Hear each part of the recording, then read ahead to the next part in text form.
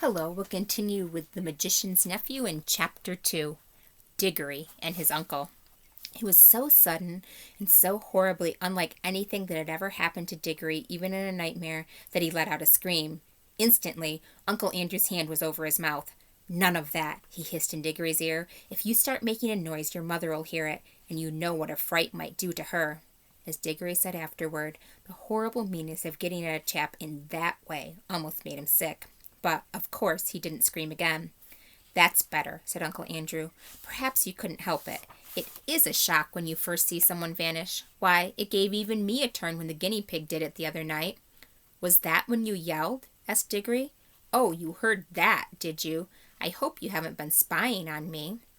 "No, I haven't," said Diggory indignantly. "But what's happened to Polly?" "Congratulate me, my dear boy," said Uncle Andrew, rubbing his hands. "My experiment has succeeded. The little girl's gone, vanished, right out of the world." "What have you done to her?" "Sent her to another place." "What do you mean?" asked Diggory. Uncle Andrew sat down and said, "Well, I'll tell you all about it. Have you ever heard of old Mrs. LeFay?" "Wasn't she a great aunt or something?" said Diggory. "Not exactly," said Uncle Andrew. "She was my godmother. That's her, there on the wall." Diggory looked and saw a faded photograph. It showed the face of an old woman in a bonnet, and he could now remember that he had once seen a photo of the same face in an old drawer at home in the country. He had asked his mother who it was, and Mother had not seemed to want to talk about the subject much. It was not at all a nice face. Diggory thought, though, of course, with those early photographs, one could never really tell. "Well, there's something wrong about her, Uncle Andrew," he said. "Well," said Uncle Andrew with a chuckle, "it depends on what you call wrong. People are so narrow-minded. She certainly got very queer in later life, did very unwise things. That was why they shut her up." "In an asylum, do you mean?" "Oh, no, no, no, no," said Uncle Andrew in a shocked voice. "Nothing of that sort. Only in prison." "I say," said Diggory. "What had she done?" "Ah, poor woman," said Uncle Andrew. "She had been very unwise. There was a good many different things. We needn't go into all that. She was always very kind to me." "But look here. What has all this got to do with Polly? I do wish you'd—" "All in good time, my boy," said Uncle Andrew. "They let old Mrs. LeFay out before she died, and I was one of the very few people whom she allowed to see her in the last illness. She had got to dislike ordinary, ignorant people, you understand. I do myself. But she and I were interested in the same sort of things. It was only a few days before her death that she told me to go to an old bureau in her house and open a secret drawer and bring her a little box that I would find there. The moment I picked up that box, I could tell by the pricking in my fingers that I held some great secret in my hands. She gave it me and made me promise that as soon as she was dead I would burn it, unopened, with certain ceremonies. That promise I did not keep." "Well, then, it was jolly rotten of you," said Diggory. "Rotten?" said Uncle Andrew with a puzzled look. "Oh, I see. You mean that little boys ought to keep their promises. Very true. Most right and proper, I'm sure, and I'm very glad you have been taught to do it. But of course you must understand that rules of that sort, however excellent they may be for little boys, and servants, and women, and even people in general, can't possibly be expected to apply to profound students and great thinkers and sages. No, Diggory, men like me, who possess hidden wisdom, are freed from common rules just as we are cut off from common pleasures. Ours, my boy, is a high and lonely destiny." As he said this, he sighed and looked so grave and noble and mysterious that for a second Diggory really thought he was saying something rather fine. But then he remembered the ugly look he had seen on his uncle's face the moment before Polly had vanished, and all at once he saw through Uncle Andrew's grand words. "All it means," he said to himself, "is that he thinks he can do anything he likes to get anything he wants." "Of course," said Uncle Andrew, "I didn't dare to open the box for a long time, for I knew it might contain something highly dangerous. For my godmother was a very remarkable woman. The truth is, she was one of the last mortals in this country who had fairy blood in her. She said there had been two others in her time. One was a duchess, and the other was a charwoman. In fact, Diggory, you are now talking to the last man, possibly, who really had a fairy godmother. There, that'll be something for you to remember when you are an old man yourself." "I bet she was a bad fairy," thought Diggory, and added out loud, "But what about Polly?" How you do harp on that, said Uncle Andrew, as if that was what mattered. My first task was, of course, to study the box itself. It was very ancient, and I knew enough even then to know that it wasn't Greek or Old Egyptian or Babylonian or Hittite or Chinese. It was older than any of those nations. Ah, that was a great day when I at last found out the truth. The box was Atlantean. It came from the lost island of Atlantis. That meant it was centuries older than any of the Stone Age things they dig up in Europe. And it wasn't a rough, crude thing like them either.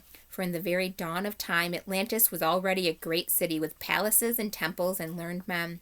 He paused for a moment as if he expected Diggory to say something, but Diggory was disliking his uncle more every minute, so he said nothing. Meanwhile, continued Uncle Andrew, I was learning a good deal in other ways. It wouldn't be proper to explain them to a child. About magic in general.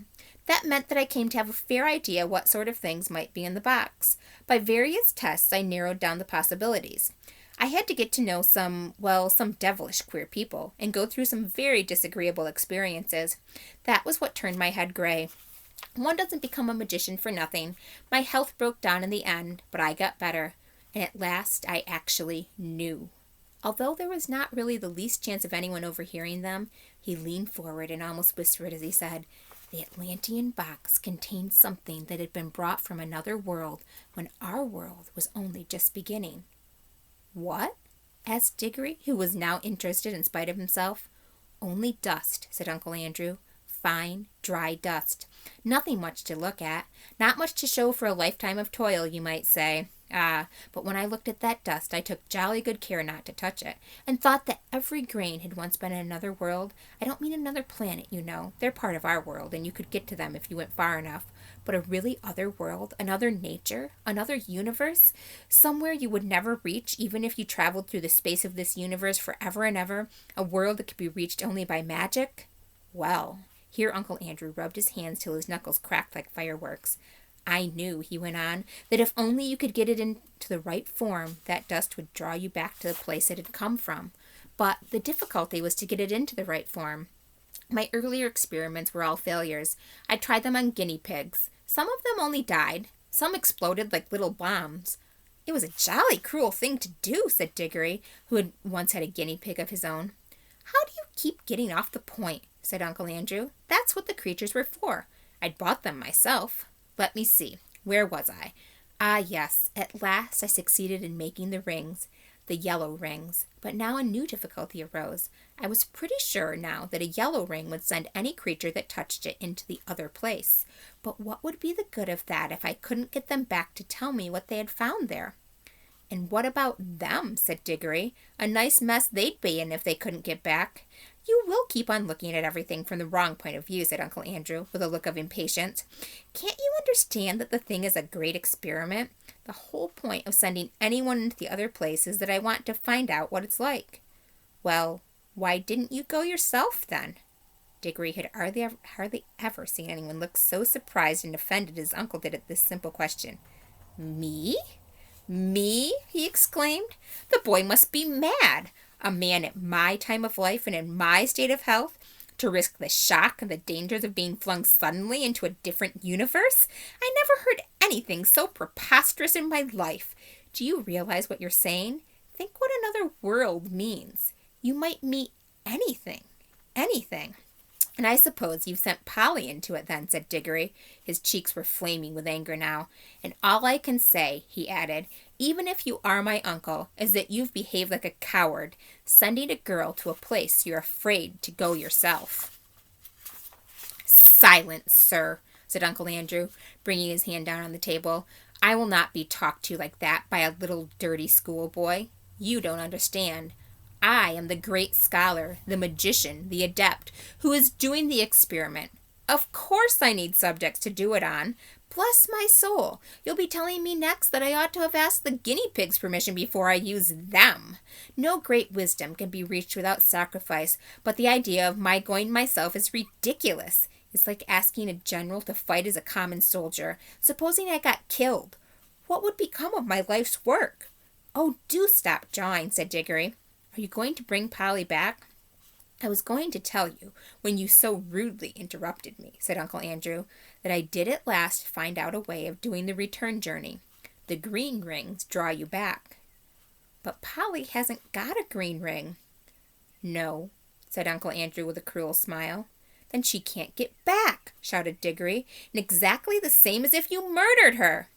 She can get back, said Uncle Andrew, if someone else will go after her, wearing a yellow ring himself and taking 2 green rings, one to bring himself back and one to bring her back. And now, of course, Diggory saw the trap in which he was caught, and he stared at Uncle Andrew, saying nothing, with his mouth wide open. His cheeks had gone very pale. I hope, said Uncle Andrew in a very high and mighty voice, just as if he were a perfect uncle who had given one a handsome tip and some good advice. I hope, Diggory, you are not given to showing the white feather.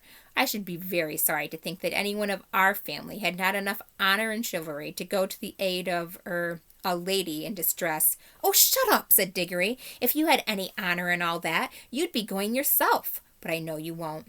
All right, I see I've got to go. But you are a beast. I suppose you planned the whole thing, so that she'd go without knowing it, and then I'd have to go after her. Of course, said Uncle Andrew with his hateful smile. Very well, I'll go. But there's one thing I jolly well mean to say first. I didn't believe in magic till today. I see now it's real. Well, if it is, I suppose all the old fairy tales are more or less true, and you're simply a wicked, cruel magician like the ones in the stories. Well, I've never read a story in which people of that sort weren't paid out in the end, and I bet you will be. And serve you right. Of all the things Diggory had said, this was the first that really went home.